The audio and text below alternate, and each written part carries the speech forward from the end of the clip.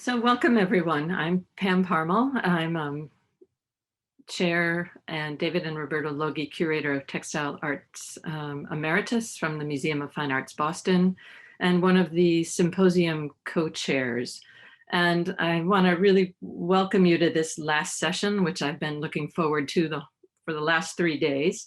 It's Resilience and Adaptation in Native American Art. And we have 5 speakers in this session. I will introduce each one of them before their presentation. But before we start, I just wanted to ask that if you do have questions, if you would please put them in the Q&A and leave the chat for kind of more chit chat and other informations. That way I'll just be able to monitor the Q&A when we finish and we can ask our speakers the questions. Also, if you could identify the speaker to whom you'd like me to ask the question, I would very much appreciate that. Our next speaker is Vera Longtoe Sheehan. She is going to present her paper, Alno Baskwa, Native American Women Making Ceremony Regalia. Vera. Before beginning, it's important to acknowledge the unceded territory and the homelands of the Lenape people and the continuance of their culture to this present day where I am presenting. Kwe, Nidabak, Ndelawazi, Vera Longtoe Sheehan, Alno Wabanaki. Hello friends, my name is Vera Longtoe Sheehan and I'm a citizen of the Alno Abenaki tribe. I'm an artist, activist, and a scholar that is embedded in my community. Today, I'll be sharing a story that might otherwise be hidden. It's the story of a group of Abenaki women who created a set of clothing for cultural revitalization of agricultural ceremonies. It's a social history, and it connects our past, present, and future. And it's going to be told more so from an oral tradition rather than as a historic retelling. Before we begin, you should know a little bit about us. Our communities still live within our traditional territories between Vermont, New Hampshire, parts of New York, Maine, and northern Massachusetts. We are a borderland people. We have survived over 100 years of war, our towns and villages being burned, our fields and harvests being stolen and burned, our lands also stolen, and mass loss of our community members due to war and pestilence. These issues continued into the 20th century when the dominant society deemed us to be undesirable and conducted forced sterilizations on our women. But this is not a story of trauma. It's a story of strong, resilient people that are reinvigorating older traditions. Strong female leadership has always led Abenaki families through historic turmoils, and it continues to lead us on our path of cultural revitalization and strengthening our communities today.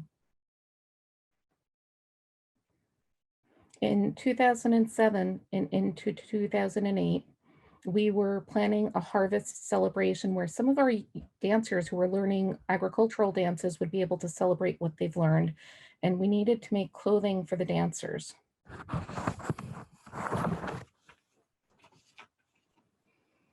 Melody Walker and I were both Abenaki historians, and my specialty is actually Native American textiles.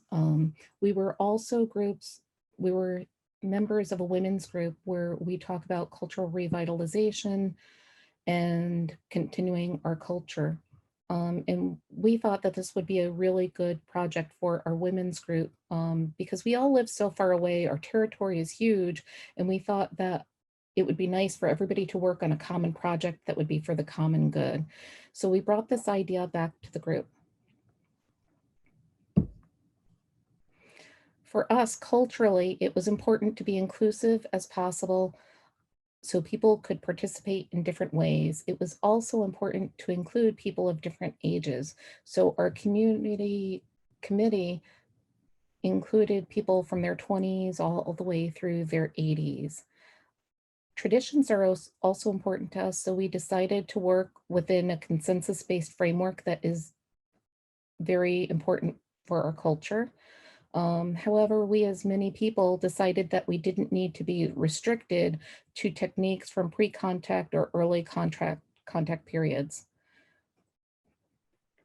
We had folks that helped with the development of patterns, which you can see the hood pattern as it was slowly developing here on this slide. And then we had other folks that would work on actually creating the clothing.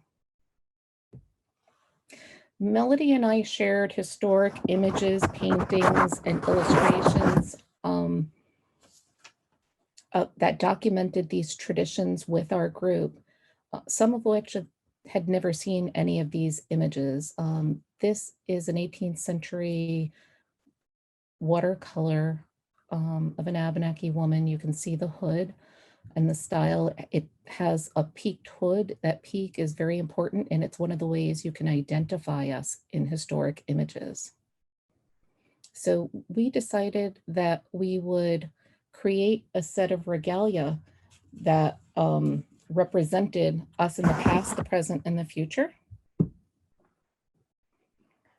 We discussed these ideas with our group, and we tried to mirror image the past in the present by using a traditional color palette. As we look at this outfit, this is actually my personal regalia for when I'm with my community at events, but it's my everyday work clothes. You can see the white chemise with the darker skirt. So it was decided that the dancers would also wear white shirts and either dark skirts or pants of their own choosing, because we recognize that people come in different sizes and shapes. And then over the white shirt and the dark skirt or pants, they would wear a decorated hood and collar set.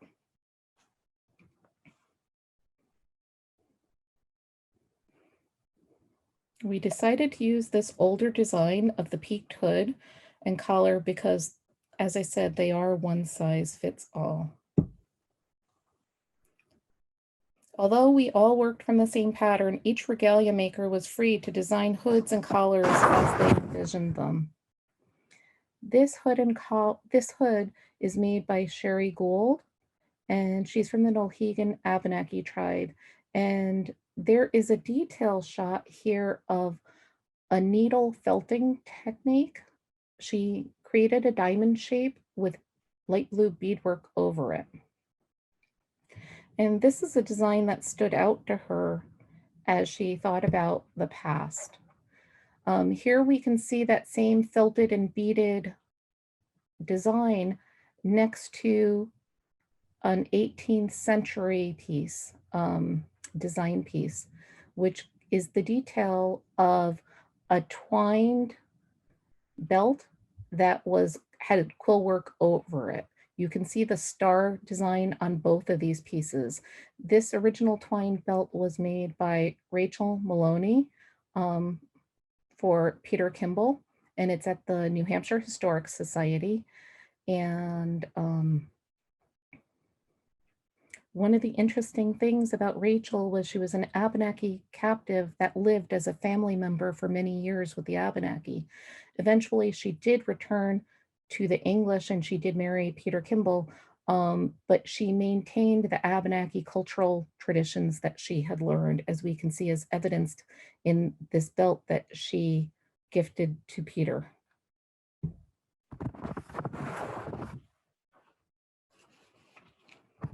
Now, this hood was created by Jean Morningstar Kent. Jean is an elf in our community.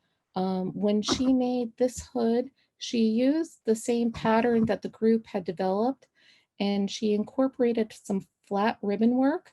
And you can see the lace on there. The lace was a later introduction to us. Lace was introduced by the French, and we were allied with the French, so it seemed important to her to incorporate that. And then if you look at the detail of the beadwork, you can see a double curve design. Used to be many different double curve designs, and they each had an individual meaning, sort of like when we write today. They're symbols and we know what they mean. A lot of these symbols have been lost to time, but we know that many of them referred to balance in life, to your statute or where you are in your community, and possibly your place within your own family. And sometimes these designs, such as this one, also signify a person who is a preserver of tradition. This slide shows a picture of Jean and her husband Bob Kent on their wedding day. You can see she's wearing 18th century style regalia, and she has her own personal hood on. Jean told me when she wears her regalia, it's as if we're wearing the spirit of our ancestors. She believes very strongly that we could only wear regalia for us and within our own community, but it shouldn't be worn for outsiders or outside events. So we took this into consideration as the committee was designing regalia. And that was one of the important reasons why the committee decided that we should not bring the regalia to life in ceremony while we were making it. We decided that we would just sew and design the regalia and present it to the Nulhegan Abenaki community. And then once they had it, they would be able to bring it to life.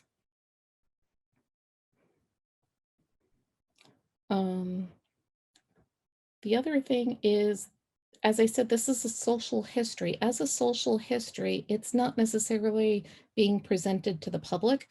This is also a gift to the Nulhegan Abenaki community. So this presentation and the paper that goes along with it will be presented to the Nulhegan Abenaki Tribes Historic Preservation Office. It's important whenever people do research with or about Abenaki, any communities, the Native American communities, Aboriginal communities, not to do the research about them, but to include them in that process. And anything that you find or learn needs to be shared with that community. So that way it's not being reserved for the ivory tower. This peaked hood is a little different than the other two. Denise Pulio used the same pattern. You can see she folded red ribbon over the edges to wrap the edges, and the red ribbon extends over the top and toward the back. She even put her initials toward the top of the peaked hood. What's interesting about this hood, I've extracted the detail of the design she added to it. You can see it was created with a chain stitch. Chain stitches were introduced to our community by Ursuline nuns, and in exchange, we also taught them how to do porcupine quill work, which they continue to do.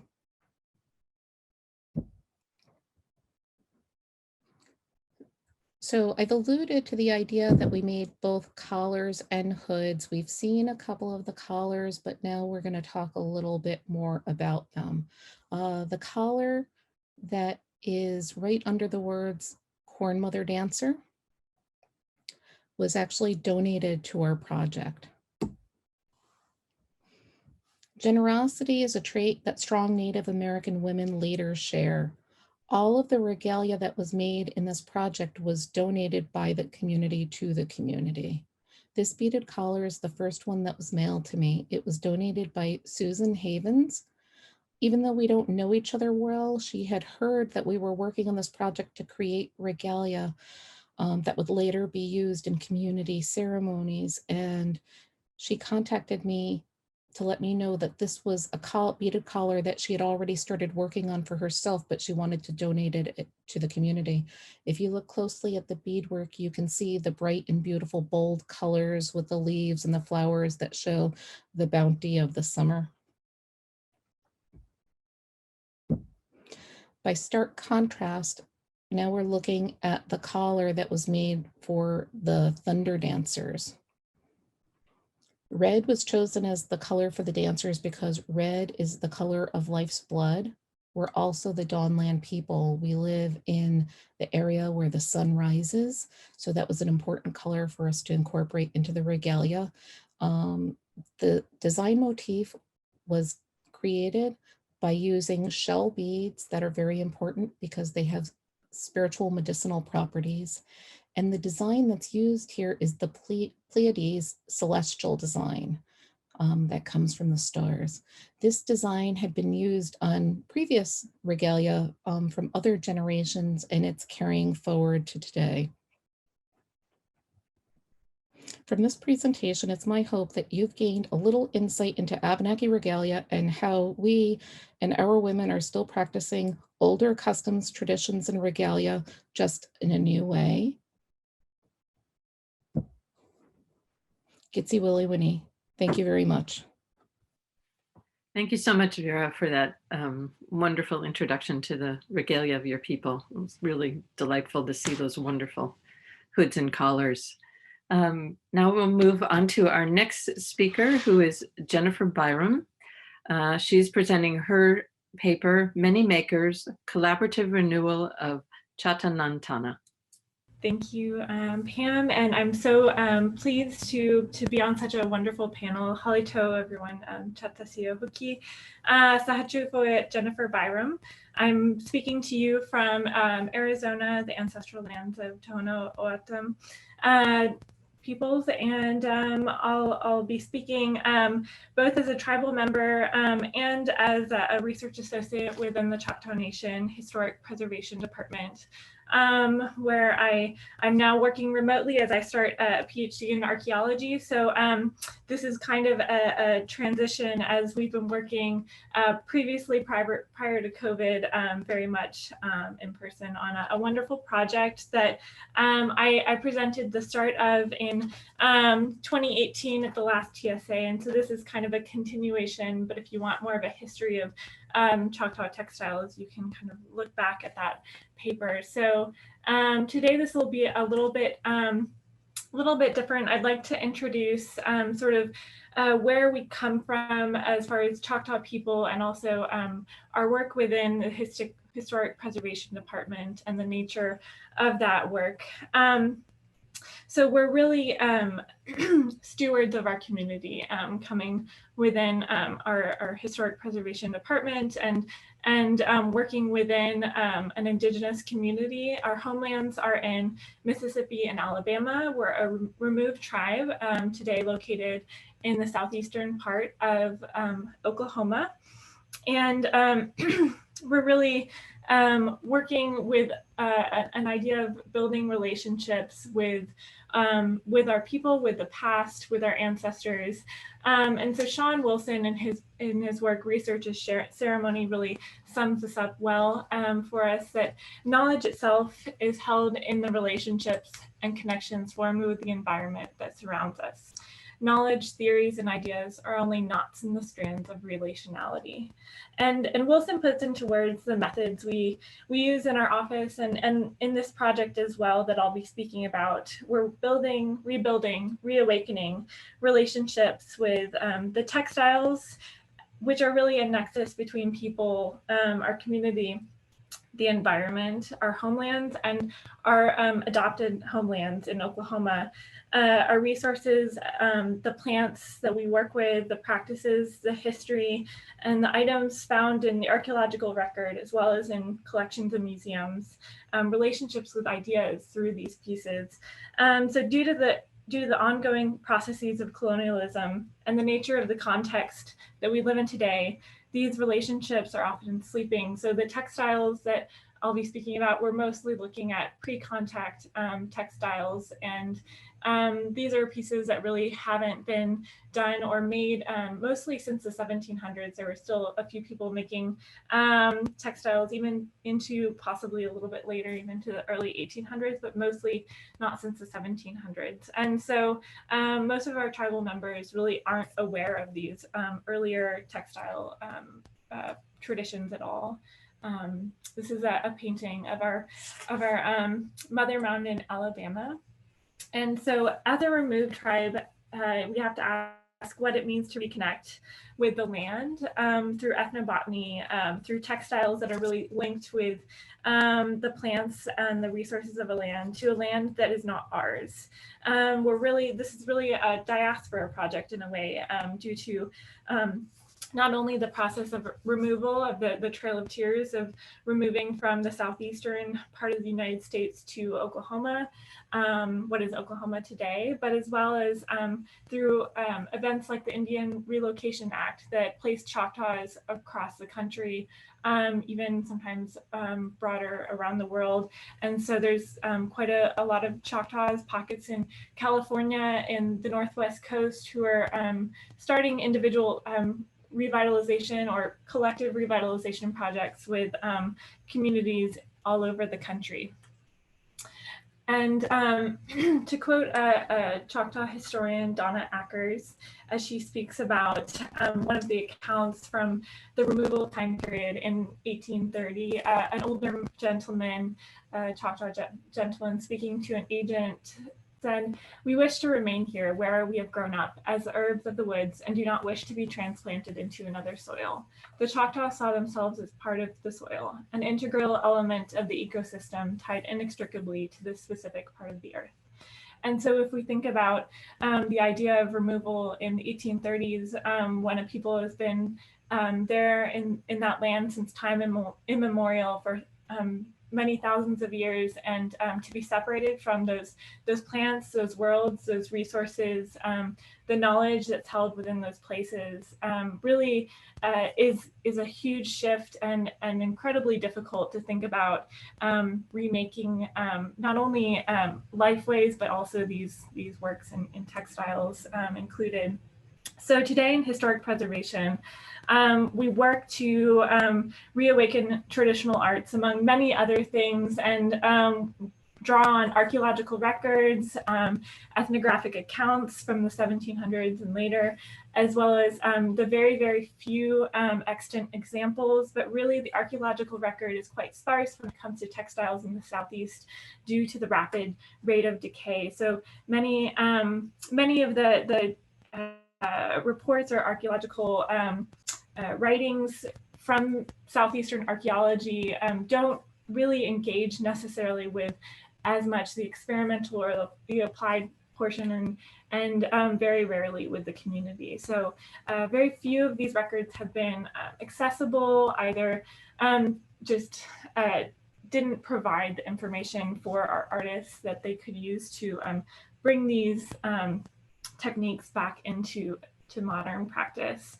And so in March 2018, we began meeting with monthly textile workshops and working with dyes, plants, gathering, getting out on the land, bringing youth out onto the land, and re-engaging with the materials that would be used in textile creation in the Southeast. You see here basket weaver Tom Colvin teaching beargrass processing, which is one of the Southeastern native fiber plants. And here another of our textile workshop members, Leslie, demonstrating twining, and Amy Thompson here, who has a bison herd with her husband, learning to spin wool from their bison on their land there in Oklahoma.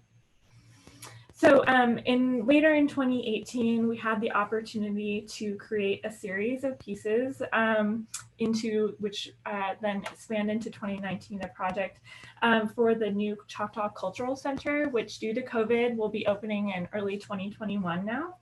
And we made a series of items, 5 skirts, a series of spindles, fiber samples for dioramas there in the Cultural Center to show really for the first time to our tribal members what textiles and clothing looked like for thousands of years prior to trade cloth and other more modern techniques. And so one of our major projects in this was making an Atkona, a community skirt project that we created with bison and dogbane fibers. And so the Atkona is the traditional wraparound skirt that women would have worn from the 1700s and earlier. And so we based this on an anonymous French account from the 1700s that speaks about a skirt that was 2-layered and in bison hair and a plant fiber. So we chose dogbane, which is a bast fiber widely available or native across North America and very common in the Southeast as well as a plant fiber.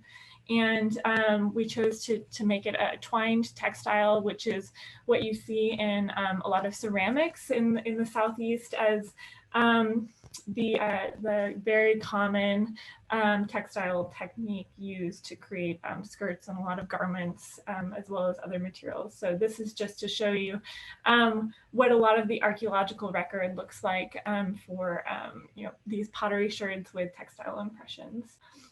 So to create the skirt, we made this in community. Some of our tribal members who were involved were driving in from 4 or 6 hours away, or sometimes occasionally flying in from across the country to get involved, or making parts of the project, shipping materials back and forth. So we made all hand processed and spun fibers for this skirt that we harvested the bison from hide using a pulled wool method, and the dogbane we harvested from Oklahoma and Illinois, and retted it and using dew retting. And this is quite a process because dogbane really is not super consistent in getting the bark off and getting it nice into a wearable state. So this is just 2 images from the different locations where we harvested the dogbane for this project. And here we have Debbie, one of our members who is spinning up the yanash. She chose to use a Mayan spindle, which I'll talk about a little bit later. We tried to use materials, techniques as close as possible to what people would have access to throughout time for hundreds of years prior to this. So here we've got our nice 2-ply spun bison wool warp ready for the skirt. And on the right, showing an example of the stages of dogbane processing. I wish I could show you all some of the materials that we worked with, but I'm happy to show some things a little bit later if we have extra time. And Sandra Riley, one of our, she's a genealogist, researcher, Choctaw and Chickasaw, who was really a supporter of the project from the beginning, speaks about how since childhood, she's had an intense interest in Choctaw history. She says, I've also been fascinated with textile arts throughout my life. Being involved in the revival of pre-contact Choctaw textile arts has been very exciting. She has really been instrumental in this and twined all of the panels, or the 2 panels that went into the dogbane bison skirt. So just some of the outcomes and observations from this project. We were really coming into this fresh. None of us had made anything with these techniques on this scale before, coming in with different textile knowledge, but no real experience creating garments like this and doing this with these materials that hundreds of hours are going into just make the warp and weft for this was quite a daunting task. And we made it over the course of about a year for a number of items, a number of garments. And so I spoke a little bit earlier about Debbie, one of our primary spinners of bison hair, which we did entirely in bison. We didn't combine it with any other wool, and just added a little bit of extra twist since bison hair is so fine. The down is such a short fiber. And just a few months back, a colleague shared an image of this Alabama Chahta spinner, which I had forgotten about, that really is very similar to the Mayan spindle she had been using. And this is being used or was collected in 1910. Being used to spin Spanish moss, and across the Southeast you have a really quite a lot of sharing of techniques and fibers, and so this is really something that we would have probably used a very similar tool. So just to show that making in community really provides this opportunity to learn from each other, bring in ideas. with one person, myself, starting this research in 2016, the progress was fairly slow, deliberate, faltering, sometimes faulty, but with a community of people, so more than 10 people worked on the bison dogbane skirt itself, and a number of other people were there to see the process and it coming together and learn from that as we made it together. And through that process, there are more minds at work to question, to pick up the slack, produce, support, encourage, share the passion for this, provide companionship. People really share a lot of their personal experiences through this and rebuild community and identity. Quite a few of our members are at a distance from any Choctaw community, or haven't been able to, or haven't been close to the community in recent years, and this provided a touchstone, a way to reconnect. Some other things that we found in creating some of the other garments, we used also stinging nettle that we got from India, which stinging nettle is native to the Southeast, but not having enough time to quite do hundreds of hours for each of the items that we were making. We enlisted some help that way, and finding that, you know, using yarns that are made more for loom weaving versus twining, which is more, it tended towards more of a net-like fabric, which wasn't quite what we were looking for covering these mannequins. So we learned a little bit along the way, and here is our finished bison dogbane skirt, which was quite a feat, and we're hoping to do another project of this scale, but it's something that, you know, is takes an end product or a space at the end for a community to be able to engage with it and to enjoy it. So here are a number of other items that we made for our cultural center, which is opening next year. We developed designs from other mediums, from pottery, from the various time periods we're representing, from the 1200s, the 1400s, the 1700s. And because we do not have really there are very few examples from the archaeological record or from museum collections of these clothing items. So it's really putting together the puzzle pieces to get to this point. We have a turkey feather cape there that Vera, who made it, is demonstrating the joy of wearing that. And so these will be on display in mannequins within landscapes to kind of show the general context of these lifeways. Through this process, we really were able to train and develop an artist community and also teachers who can pass this knowledge onto others, onto their children, onto their grandchildren. And we're really learning through experiencing, and this really matches an Indigenous philosophy and way of life of research through community and through collaboration. And so we really were able to produce a series of experts who are part of this larger project. Megan McBride, for example, had not done textile work before, and she twined the majority of this skirt. These are simple techniques, but the fact that they're add up to a much larger, more beautiful landscape of looking at Choctaw lifeways through materials, through textiles, through the plants and the knowledge that went into thinking about and designing these pieces.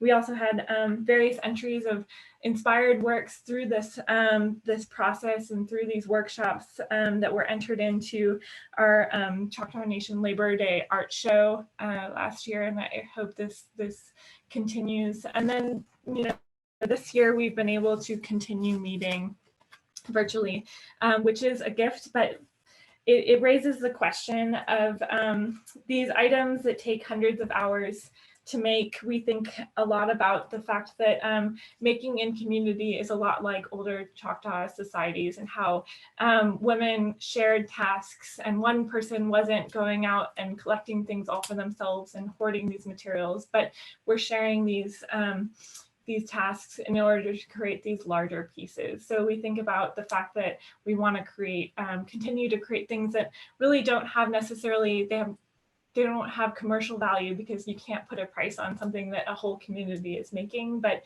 it's a way that we're all learning together and working together on these things. So we're asking the questions of who are we making things for today, and what are the roles of these older pre-contact textiles in a modern world. And here we have on the right one of our makers, Margaret Riley, who created a series of Choctaw masks inspired by this project. So Yakuki, thank you so much. I'll just end quickly on a quote from Sarah de Herrera, one of our makers. She speaks that, "When I learned about traditional textiles of our ancestors, it makes me feel closer to them. When I spun for the first time, I feel it was so natural to process these fibers the plants have produced. It is as if I'd been doing something I was meant to do. The process itself is meditating and calming when I weave them together into a beautiful textile. It has brought the Choctaw people from across the United States closer together because we now practice this ancient art form. Our ancestors would be proud of us." These are images from a twining retreat we also took to produce some of these items. And it really, just to reiterate, it felt so kind of natural and right, and sort of enlivened this idea of what makers in the past would have been doing, sitting around making and sharing this time together. Yakuki, thank you for this opportunity to share. Thank you, Jennifer, for that wonderful and inspiring paper. Congratulations on a really fantastic project and outcome. And I look forward to seeing you 2 years from now to see what you come up with. Our next speaker is Annabelle Camp. She will be presenting her paper, which is the Founding President's Award nominee, "Casting a Wide Net: The Value of Collaboration and Outreach with Source Communities in the Analysis of Historic Native American Fishing Nets." Thank you. And thank you all for attending my presentation today. From the winter of 2018 to the spring of 2019, I collaborated with the Lenape tribe of Delaware to study native mid-Atlantic fishing nets as part of an undergraduate thesis in anthropology and art conservation. I am excited to share my experience with you today and hope that it can serve as an example of source community outreach and Indigenous knowledge reclamation. I would like to begin with a land acknowledgement that is excerpted from an acknowledgement written by Principal Chief Dennis Coker of the Lenape tribe of Delaware in 2019. As I read this, I encourage everyone to acknowledge the Native groups who have and still inhabit the lands where you live and work by listing them in the chat. We begin by acknowledging with respect that we gather today in Lenape-Hoquin, traditional homeland of the Lenape peoples for tens of thousands of years. Hiding in plain sight as keepers of the land, the Lenape tribe of Delaware, based in Cheswold, Delaware, the Nanticoke-Lenni Lenape tribal nation in Bridgeton, New Jersey, and the Ramapo Lenape nation in Mahwah, New Jersey, are three of the thriving Lenape communities today. Let us honor the historical and ongoing presence of the Lenape and the Nanticoke on this land where we now live, work, and celebrate all our relations. I would also like to take this moment to note that the Lenape peoples are also referred to as Delaware. This name originates from the Lord Delaware, for whom the bay, state, and its original inhabitants were named by European colonizers. Today, I will begin by providing a brief history of the Lenape tribe of Delaware and an overview of my project. I will then examine the precedents and impetus for collaborative research with the source community and demonstrate the value of collaboration and associated outreach in object-based decolonization and Indigenous knowledge reclamation specifically. The Lenape tribe is one of two state-recognized tribes in Delaware. Although they only gained this recognition in 2016, they have inhabited the Delmarva Peninsula and larger ancestral region of Lenape-Hoquin for millennia. However, their presence had been all but forgotten by the non-native community in the aftermath of colonization. Prior to the arrival of European colonizers, the Lenape lived in semi-permanent communities along the Delaware and Chesapeake Bays and their tributaries in what is now New Jersey and Delaware and parts of Pennsylvania, New York, and Connecticut. Colonization of the region began in 1609, and no written record prior to colonization exists. As one of the first Indigenous groups along the Atlantic coast to interact with Europeans, the Lenape have been severely affected by colonization for centuries. Since the arrival of Europeans, the Lenape either acculturated or moved. In a series of mass migrations between 1754 and 1868, the majority of the Lenape peoples were forced to move from their ancestral homelands. These migrations are documented in the Delaware Indian Westward Migration by University of Pennsylvania anthropologist C.A. Westlager. In it, Westlager published on where Delaware Indians of voting age lived in 1977. The list showed Delaware people living in 45 US states and Washington, D.C., but not the state of Delaware. This belief by the larger non-native community that Lenape people no longer lived in Lenape-Hokkien was due in large part to misidentification by 20th century anthropologists. Beginning in 1912, the Lenape tribe of Delaware became the subject of study by C.A. Westlager and his professor, Frank Speck. These two men studied the modern-day Lenape's ancestors and collected their object stories. Westlager failed to recognize the community as Lenape. Instead, he referred to the group as Delaware's forgotten folk, or Moors, people believed to be of Spanish descent. Today, the Lenape tribal government, under the leadership of Chief Dennis Coker, is located in Cheswold, Delaware. Although the tribe has an unbroken history of hundreds of years of settlement and continued residency in the vicinity of Cheswold, they battled for 26 years to receive state recognition and are still battling to reclaim the knowledge erased by colonizers and the systemic oppression that has followed. The Lenape tribe of Delaware has struggled to retain a core identity in the eyes of the state and federal governments. Since 1609, their traditional lifeways have been altered by numerous factors, and unfortunately, the tribe deems many of their ancestral practices to be lost. As part of their prolonged battle to reclaim their identity, the tribe has worked to revitalize the practices that would have sustained their ancestors in Lenape-Hokkien, including the once crucial act of net making. I approached Lenape leadership in 2018 to discuss the possibility of a collaborative project that would serve the research interests of the Lenape community. Tribal liaison Ruth Ann Purchase gave me a number of research options, including the topic of net making, inspired by the works of Clem Carney, the last known Lenape net maker. Clem Carney was born in Cheswold, Delaware, shortly after the American Civil War, and his descendants are active in the community today. As of 1943, Carney was the only net maker remaining in the Lenape community. Unfortunately, none of his nets survive within Cheswold. The tribe was therefore most familiar with his work through illustrations in Westlager's book, Delaware's Forgotten Folk. During his many visits to Cheswold, Westlager collected examples of both Carney's tools and nets. These objects were believed to have been donated to the High Collection, which became the founding collection of the National Museum of the American Indian. Aware of these illustrations and the possible location at the Smithsonian, the tribe hoped that extant nets made by Carney could be found and studied. Unfortunately, only two of the objects documented by Westlager, a shuttle and a float, could be located in the NMAI collection, and no evidence of Carney's work can be found within other North American collections. This loss highlights years of misidentification and neglect of the Lenape tribe of Delaware and their cultural heritage. It also points at a need to study, understand, and preserve this once crucial technology. Thus, despite this loss of Carney's nets, the project moved forward with an expanded scope to study all extant examples of native mid-Atlantic fishing nets and engage the community through sustained outreach events.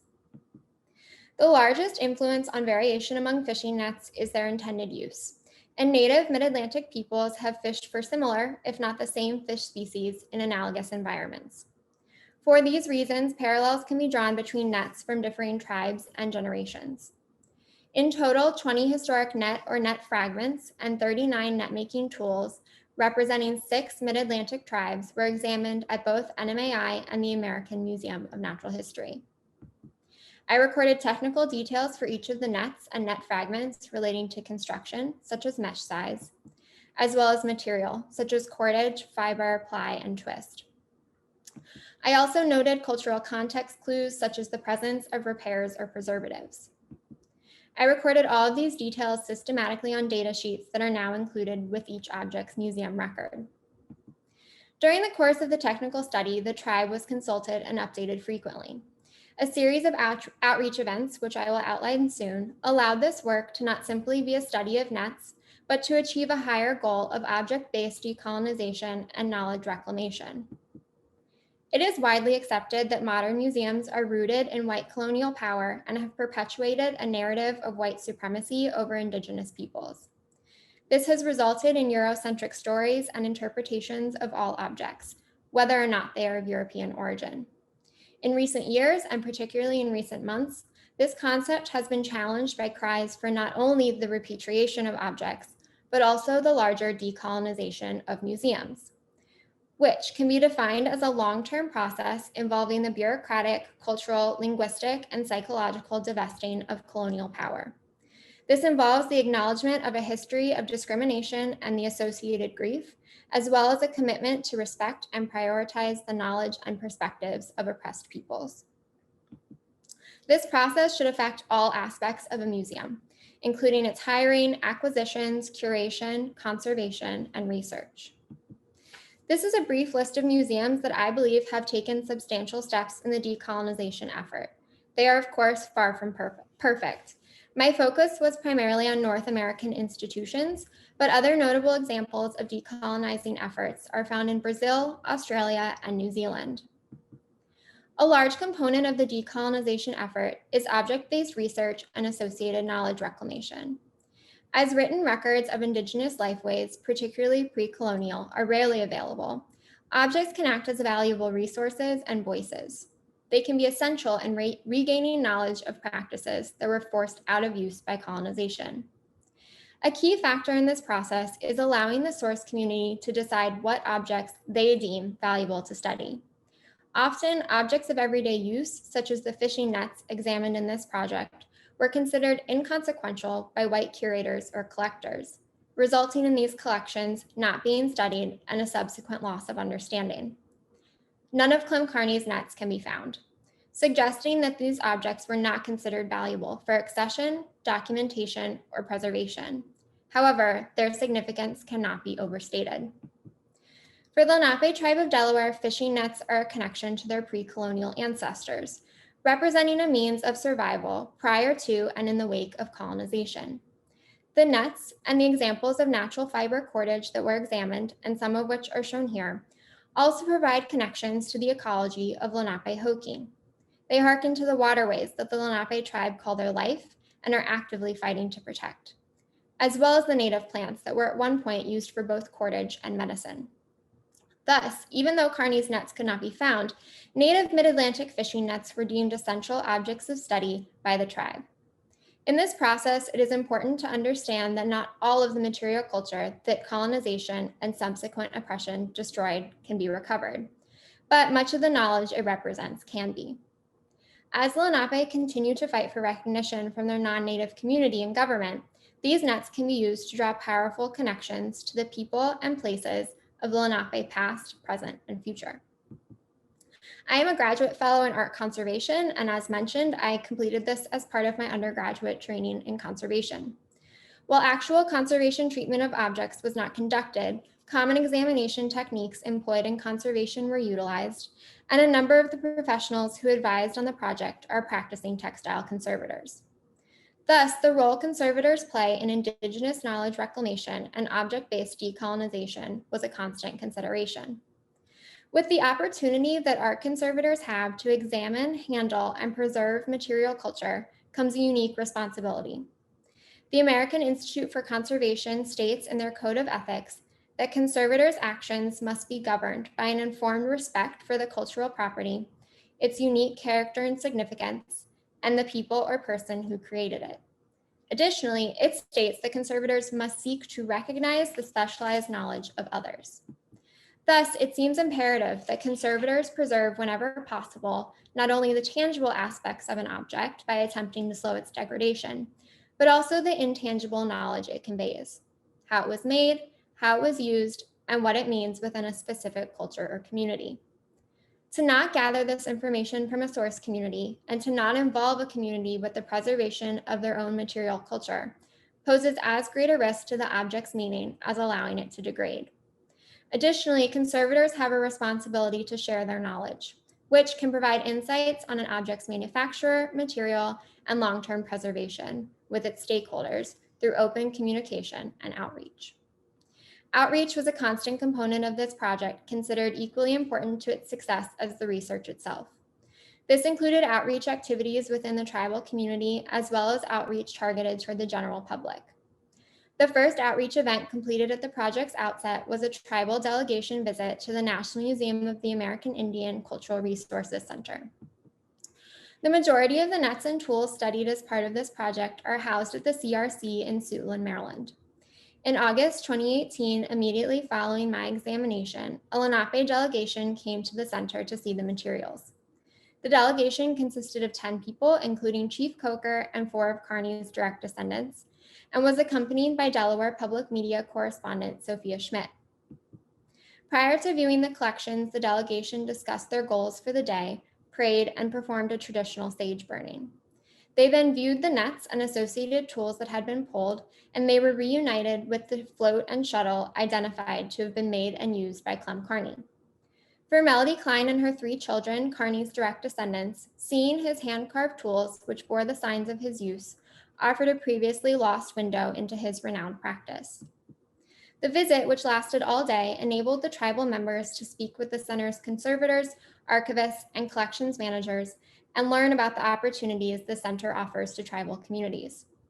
I shared my findings from the examination, and delegation members provided their own interpretations and stories associated with the objects. They offered insight on what fish would have been caught during different seasons, and they were also excited to see the examples of handmade cordage. Repeatedly, members of the delegation noted the significance these objects have in understanding their ongoing and changing relationship with their native environment. During the visit, Sophia Schmidt captured the wonderful moment when Nora Frankel, then Andrew W. Mellon Fellow in Textile Conservation, taught Charlotte Klein, Melody's daughter, how to make dog bane cordage similar to that seen on 2 of the nets. In that moment, it became clear that even though no one can make nets within the Lenape community today, the knowledge that they contain is very much alive. These objects retain a unique ability to reconnect the community to their environment and their ancestors. Following the research visits and delegation, I shared my preliminary findings with the larger Lenape community. Chief Coker felt that it was important to make these opportunities available to the public so as to strengthen the tribe's visibility within the state. I presented public lectures in all 3 counties of Delaware, as well as in the Delaware State Park Lecture Series and a University of Delaware Symposium. At these events, many of the non-native attendees confessed they were previously unaware of the tribe's existence and left with a newfound respect for the people who have lived in the area for millennia. Additionally, this increased visibility helped to secure the support of the Biggs Museum of American Art in Dover, Delaware, where the final outreach component, a series of net-making workshops, was held. Based on my examination of the historic nets, I hosted 3 hands-on net-making workshops. Chief Coker knows that few, if any, tribal members will begin tying nets as a result of this research. However, he noted that understanding these materials is most valuable as an exercise in reminding Lenape people in how resourceful they were in order to survive, and has the ability to spark a greater interest in the tribe's material culture in general. Once again, the tribe agreed that including the non-native public in the net-making workshops allowed for a wider acceptance and respect for Lenape culture on a state and national level, and the Biggs Museum, which is located 7 miles from Cheswold, was the ideal location. The scope of the project's outreach outside of the tribal community was broadened by unanticipated media coverage. Based on attendance at the outreach events and the recorded number of people reached by web-based content, it is estimated that over 7,000 people learned about this project, not including all of you today. Within the tribe, engagement was at times difficult, due in part to the presence of larger community issues. Additionally, many community members were rightfully leery of non-native scholars. As the project continued and legitimacy and thoughtfulness of the research was proven, engagement of tribal members steadily grew. This highlights the need for scholars to undertake collaborative research with patience and a respect for tribal decision-making processes. The goal of such research is to reclaim Indigenous knowledge, and thus the choice of what knowledge is deemed important belongs to the Indigenous community, not the scholar. Our priority must be to facilitate this crucial work. This project was successful in all of its goals. Chief Coker stated that this research inspired community members to get more involved, study the arts and sciences and humanities, then see how each discipline informs the other. And I deem that in itself a success. This project exemplifies the value of outreach and open communication with source communities in object-based decolonization and Indigenous knowledge reclamation. All museum professionals, including conservators, have a responsibility to engage source communities, with the study and preservation of their material culture. This project, inspired by the nets of the last Lenape net maker, Clem Carney, succeeded in many ways. It connected the tribe to a technology they considered lost, one that provides invaluable connections to their ancestors and their environment of the past and present. Additionally, this research connected the Lenape tribe with their non-native community, a necessity as they work to gain federal recognition. As a result of this project's associated outreach, people of all ages learned about the Lenape tribe of Delaware. Participation of community members, both native and non-native, in this project proved that there is a strong investment and interest in the material culture and history of Indigenous peoples. It reintroduced the work of Clem Carney and his fellow netmakers to the region and demonstrated that Lenape knowledge, Lenape culture as a whole, cannot be erased by colonization and oppression. Its reclamation is possible, and this project was merely the start. I would like to thank everyone listed here, but most importantly, I am indebted to the Lenape tribe of Delaware for allowing me to study part of their community's rich history and to share my findings with such a diverse and engaged audience. Thank you all. Thank you, Annabelle, for that wonderful paper. You presented a real model on how people can work together to learn more about each other. Now we'll proceed to our final paper in the session. Beverly Gordon, who will be presenting Contemporary Oneida Beadwork, Revitalized Identity Through an Adopted Art Form. Okay. First, I want to say that I am speaking from ancestral Ho-Chunk lands in Wisconsin.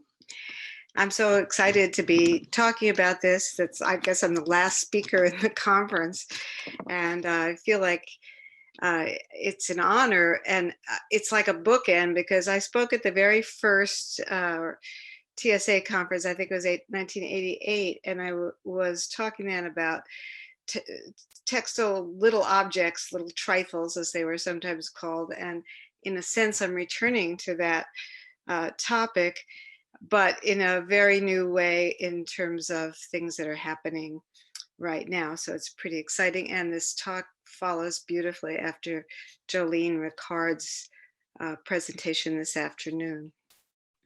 So I did my dissertation on Iroquois beadwork that was sold at places like Niagara Falls as souvenir items. And I showed at that time, which was in the early 80s, how even small sales items like these pin cushions and so forth actually meant a great deal to the makers and the customers. And these objects were not just a crucial source of income for tribal members, but also held meanings for cultural identity, personal satisfaction, and more. And today I'm going to be talking about a relatively new chapter of this story about Iroquois or Haudenosaunee identity and meaning. So I have to begin with some sort of briefly locating the players in time and space. So the Haudenosaunee or Iroquois were a federation of 5 or later 6 nations who in pre-colonial era lived in what is now New York State, neighboring Canada and Pennsylvania. And so just check the orientation to what would Niagara Falls, for example, would be over here, if you can see my arrow. And exhibiting the same kind of resilience and adaptation as all Native peoples, and building on what we've heard about before, existing traditions of working with shell beads and other kind of beads and quills they developed traditions with the glass seed beads. So were introduced to some of this earlier today, and the beadwork, this is all 19th century, the images here, 19th century work. It was filled with exuberant floral and woodland motifs, and it adorned their clothing and regalia and related items. And all of these designs encoded beliefs and ideas and relationships. But by the later 19th century, when railroads had spawned easier travel and there was a new customer base, the Haudenosaunee applied these same skills to create these small novelty items we've been talking about, because there was a ready market.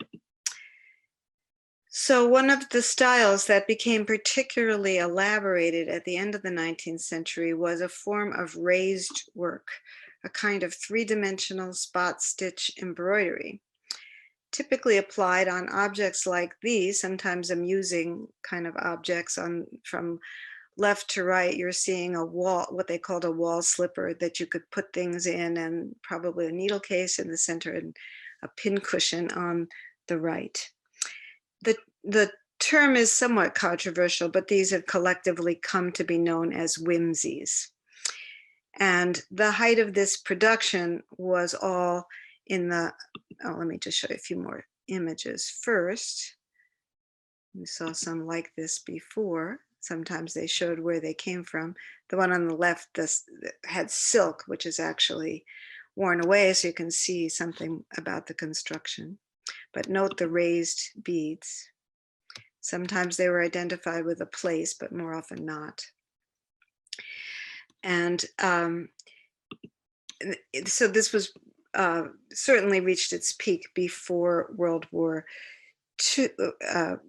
Well, the peak was even earlier in the century, but was not very strong by World War II. And yet there was always a smattering. So these were some of the pieces from the 70s, 60s, 70s, and 80s. So it never was gone completely. So let me go back to the map and to say that the Oneida, you can see the purple section on the map on the left. The Oneida, or over here on this map, were one of the Six Nations Confederacy, but in the early 1800s, the state of New York and white land speculators essentially forced the Oneida to leave large portions of their territories. So the majority of them relocated to Wisconsin. And in Wisconsin, where they wound up was primarily around what's present-day Green Bay, or up here. And so that's at least 750 miles or more from their original homeland. And so the people have been separated from their broader cultural context for nearly 2 centuries. They left well before the development of the raised beadwork tradition, and they did not participate in the Eastern tourist trade at all. So many Oneida did do some kind of a flat beadwork, but they never developed the kind of fanciful raised techniques that are under consideration today and that flourished among some of the other Iroquois tribes. So that all changed about 20 years ago. 2 emissaries from the East, Samuel Thomas and his mother, Lorna Hill, who we heard about earlier, came to the Oneida Cultural Heritage Center in Wisconsin to teach this new to the Oneida in Wisconsin, the raised style.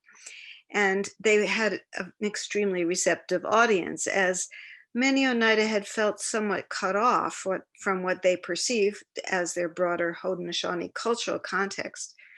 And they really took to this as something that they rightfully belonged to. And a few other teachers followed as well, but these were the initiators. So the Oneida took up the torch, so to speak, and before long, they were embracing the style, taking it in innovative new directions, teaching their own classes, organizing beading circles regularly, going on for years, and what they called beading extravaganzas. By 2015, as Betty Willems put it, this work had become a way of life in Wisconsin, Christine Munson explained, "I feel most Oneida when doing raised beadwork." Last June, Karen Ann Hoffman, who is one of the most respected of these Oneida artists and probably its most vocal spokesperson, was awarded the National Endowment of the Arts National Heritage Fellowship, the nation's highest honor in folk and traditional arts. And this was all for her raised beadwork, and she was one of the original students in Sam Thomas's class. So Karen Ann in particular has a great, and she's wonderful to talk to, has a great passion for this kind of work. She calls raised beadwork an unbreakable link to our past and a suggestion of our future as Iroquois people. Sometimes when I'm beading, I swear I can hear the old beaters whispering in my ear, encouraging me, do it right, do it well. The elevated beads, in her words, ride high and proud. The mounding nature and piled on opulence are what makes the style distinctive and rich. It's a celebration of abundance. So Hoffman explains that Oneida beadwork today incorporates 3 distinct forms or streams. The first is a continuation of the whimsy or trade item tradition, at least in terms of the forms of the objects. So the piece on the left is by Karen Ann Hoffman, and it's she identifies it as a Thunderbird pincushion, and Loretta Webster has a heart pincushion. In both cases, and in most cases of the pieces that I see, these are bigger than the earlier or more Eastern style of these kind of cushions. And these can have a lot of personal meaning. So you're looking at a kind of picture frame that was a common early whimsy style, but people say they're found in many Oneida homes now, and often putting in historic photographs in there. So it becomes a family thing. And there are many individual tales, like Stephanie Sikorowski used the heart shape of a heart-shaped pincushion for what she called a unity pillow that was carried by the ring bearer at her daughter's wedding. And again, you're seeing work by Loretta Webster and Judith Jordan. The second type of this new style in Oneida are the regalia items, made to be worn, and they're more ceremonial and not typically sold. That first category might be sold today. And these can be used in Native identified ceremonies or other special occasions. So Rebecca Webster beaded a graduation stole to celebrate completing her PhD, and now wears it as she escorts her University of Minnesota students at their own graduation ceremonies. So you can see collars, barrettes, a bag that Loretta Webster is proudly displaying her prize, and more collars and cuffs. And Judith Jordan is very interesting to hear her talk about herself as a cultural artist. So making her work to further the culture, her culture in general. And so it's very consciously done in that spirit. And then the third category that Hoffman identifies is what she calls contemporary art. And it pushes the tradition in some new ways. As you can see, it often takes the shape of functional items or the form of functional items, but it takes them into social commentary or cultural commentary. So looking at the 3 objects, these are all Karen Ann's. On the left is rock art caribou. So she tells the story of going into a cave somewhere in northern Wisconsin, where they actually, she went with some archaeologists, and they actually did find some petroglyphs or things in the cave, and she kind of drew this from that. It's not necessarily a specific rendition of it, but with the sense of it. And on the in the center on the bottom there is walleye spearfishing. So in the early 80s, there were huge demonstrations and many years of quite a strong resistance movement where people did not want to give. This was primarily Anishinaabe people in northern Wisconsin, their treaty fishing rights and for spearfishing. And this was, I mean, there was violence around it. There were people went out. I was with them going out to help protect the Native people spearfishing at night in the spring. And so this was definitely honoring that. And then the piece on the right, which she called Mound Man, refers to an actual effigy mound in Baraboo, Wisconsin. That's the only one in the shape of a man. And those date from about 1000 BCE. And unfortunately, the mound, it has its feet cut off because they made a highway. And so she purposely gave it its feet back and put it on a footstool.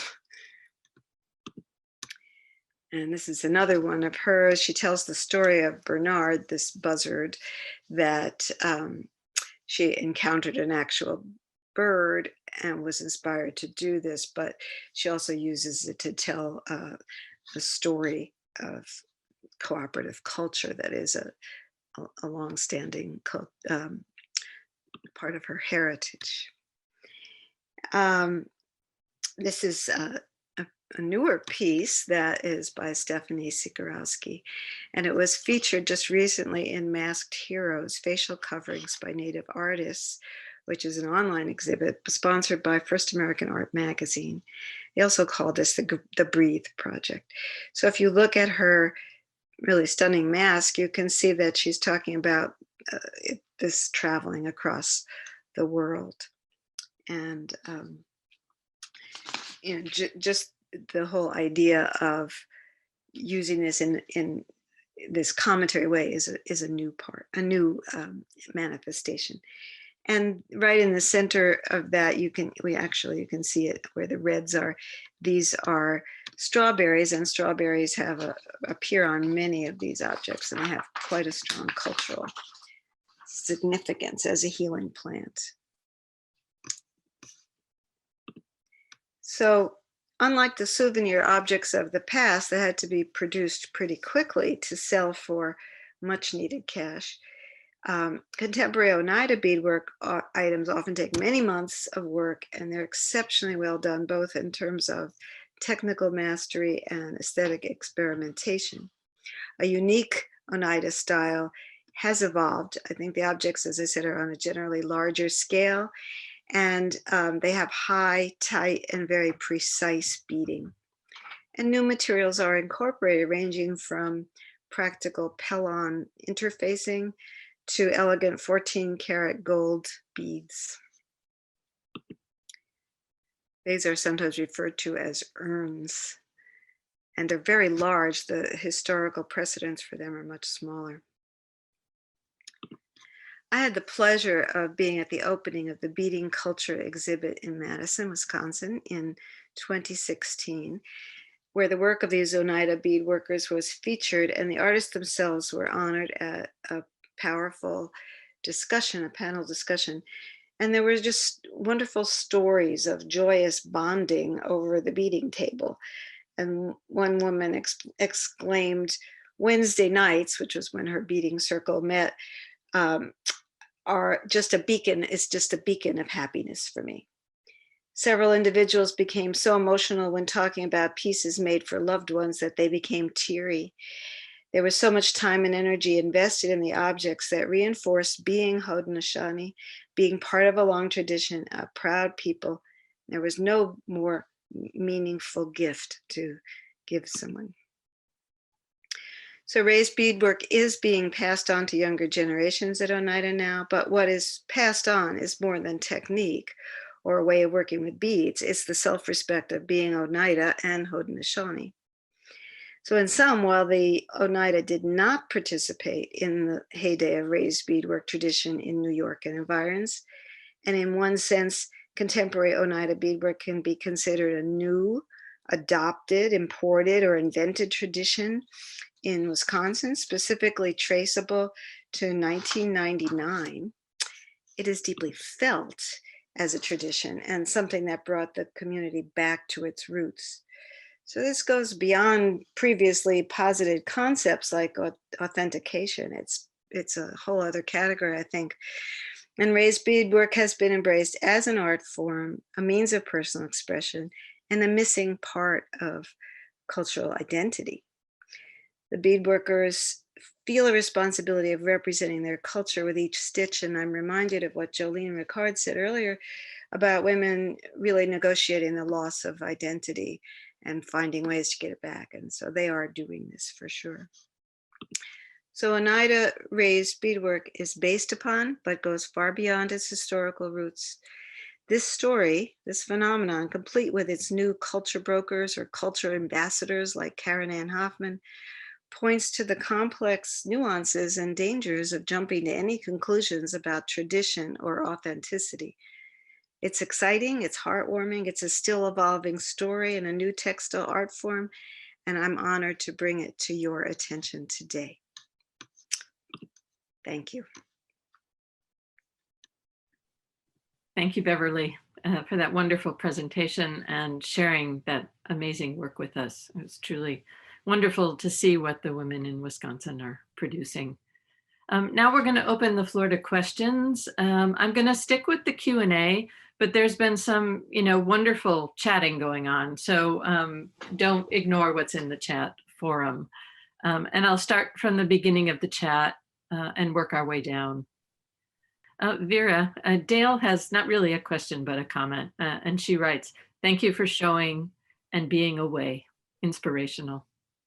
Congratulations. So Jennifer, the next question is for you. It's from Elaine Unziker, who writes, "Are you looking for other sources of bison hair?" So we have had some other hides come in. So we do keep an eye out for, like, for example, our Tribal Historic Preservation Officer, he has a herd of bison, and so we do occasionally get shed bison hair from him, and we're looking to collect from some other sources as well. The tribe also has a larger herd elsewhere, but our tribal members are always looking to experiment with different sources, and being harvested from different locations can certainly provide different results. So we're always kind of keeping an eye out for other ways to learn through working with different materials. Yeah, thanks for the question. Right, the next question is for you as well, Jennifer. And she or he asks, "By experiencing making the garments, did you discover new things about the processes and how the objects were made?" Definitely. I think we discovered, some of it is, when you're making a piece of twining for a different process, say like a bag or a wall hanging, you're not as worried about being covered up. So that was something that was, just a good practical thing of making a garment for the first time. To be in a museum context is a little bit, it's a little tricky, because there were things where, a sample or a swatch made in this section was quite good for a garment. And then when you make it in the entire, for the entire garment, it didn't have quite the same effect. So we definitely learned through the process. It was a little bit more, sheer at points, but we're problem solving, we're working through it. And so there were definitely a lot of things working through it that came up, just even little things. People would, consult help from local spinners to spin the bison hair, and people would kind of discourage using 100% bison hair. But we found that we could get there, we could spin it by itself, but it just took a little bit of a different twist, a little bit more twist to the yarn, not necessarily a perfect balanced twist a lot of people go for. So things like that, working with the materials kind of told you what it wanted to do. And so, yeah, yeah, it was definitely messy process, not a nice, clean, straight shot to the end. Right, and Dale also has some kind words for you. She said, Jennifer, thank you for sharing the writings, deep and inspirational. So next question is for Annabelle. And Jennifer Swope writes, thank you for your talk. How long has NMA ICRC existed? Was this Lenape project representative of the work it supports? Yes, so the CRC opened in 1999, and I undoubtedly, the support that we received for the research and to bring in a delegation was so fantastic. The staff at the CRC hosted a potluck for the delegation, which was just, the hospitality was amazing. I was surprised that they noted that more researchers, there aren't many researchers who bring tribes with them for their research. And that surprised me, but they were incredibly welcoming and encouraging of that. Okay, Annabelle, this is for you as well. More kudos. I say congratulations. This was a fine example for moving forward. Thank you. And then the next question is for Vera. Did the Abenaki make lace as well as using it in their regalia? I think that's a really great question. Initially, lace was brought here and we were using it. However, there are some folks that learned how to do lace making and so forth. And we have a couple of Abenaki artists today that make very simple type of lace that they incorporate into regalia. Right. Beverly, Fairly Tobin asks, how were the vases used traditionally? Were they functional, ceremonial, or both? That is something I don't know the answer to. I don't know that they were actually used, but I could well be wrong. They evolved in the same time as those trees that we saw from Jolene Ricard earlier today, and so perhaps there was a use that I was never aware of. They were not the most common sale objects, so they may have had them, but I don't know the answer. Beverly, Jen Swope has another question this time for you. And she asks, are the Oneida of Wisconsin teaching this raised beadwork technique? Is it being taught to young children, including boys? Was the Wednesday evening beading done in a public cultural center and not in family homes? They were in kind of community centers, but also in different places, because there are some beaders in Milwaukee who aren't that close to, say, Oneida, and they just get together. So I think the answer is both. And yes, it's taught to children and boys if they're interested. There are some grown men certainly who were part of this, let's call it revitalization. The only kind of children I know who've been taken on as, let's call them apprentices, although that's not necessarily quite the word, but those are girls, but that I'm sure it doesn't preclude boys. Right. And this question is actually for all the panelists. Laura Johnson asks, what advice do you have about reaching out to Indigenous collaborators and experts as a facilitator for a new project when you don't have a previous relationship with anyone from that group? Who would like to answer that first? Anyone want to take that on? Vera? That's a fabulous question, and it's asked of us many times, and somebody else, or maybe many other people, will want to answer this question. I'm frequently contacted by outside researchers and people that want to learn our art and our craft and different cultural life ways. And I think first, when you reach out, you have to reach out with greetings and in a very respectful kind of manner. You can't assume somebody has time in their life to take on an entirely different project.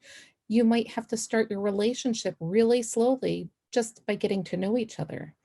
And having that dedication to know that you may be spending years just building a basic relationship together before you might even be able to work on a project together. Thank you, Vera. Does anyone else want to comment on that? Sure, it's definitely an excellent question. And I think it's something where there's not an exact kind of way to get started. And it depends a lot on, who's around and like Vera said, who has time?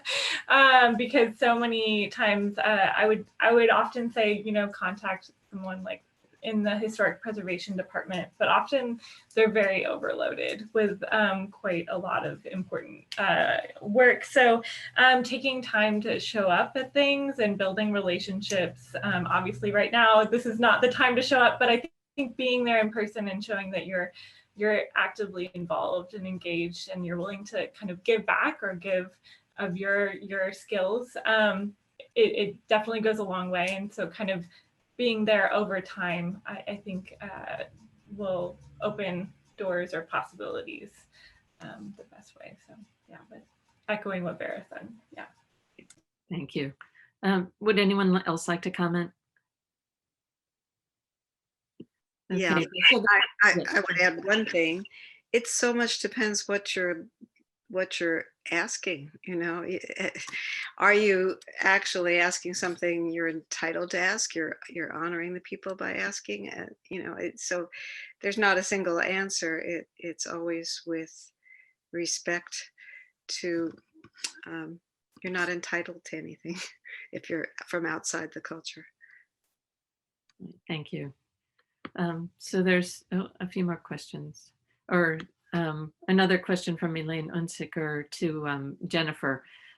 She's interested if you could give her more information on the bison hair, providing the bison hair, but maybe you two could contact via the Crowd Compass app, and you can start a conversation, and that would be a good way of doing that.